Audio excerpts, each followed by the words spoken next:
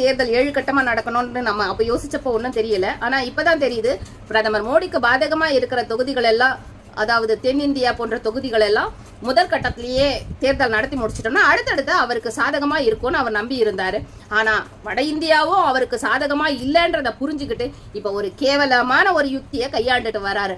அங்க போய் வட இந்தியாவுல போய் தென்னிந்தியாவுல உங்களை கேவலமா நடத்துவாங்க, உங்களை இழிவா பேசுவாங்க அப்படின்னு ஒரு பிரதமரா இருந்துகிட்டு ஒரு மனுஷன் இப்படி ஒரு பொய் பிரச்சாரத்தை அங்க பரப்பிட்டு வராரு. இந்த மாதிரி ஒரு கேவலமான செயலை செய்யற பிரதமர் இதுவரைக்கும் இந்தியா கண்டதில்லை, இனிமேலும் பார்க்க கூடாது. சனியை இதோட ஒழிஞ்சு போனா சந்தோஷம்தான்.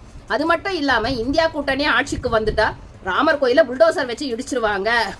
இந்தியா கிரிக்கெட் அணியில மத ரீதியா ஆட்களை தேர்வு செய்வாங்க, அதாவது முஸ்லிம்கள் தான் அதிகமாக தேர்வு செய்யப்படுவார்கள் போன்ற மத ரீதியான பிரச்சாரங்களை மட்டும்தான் பயன்படுத்திட்டு வராரு. இது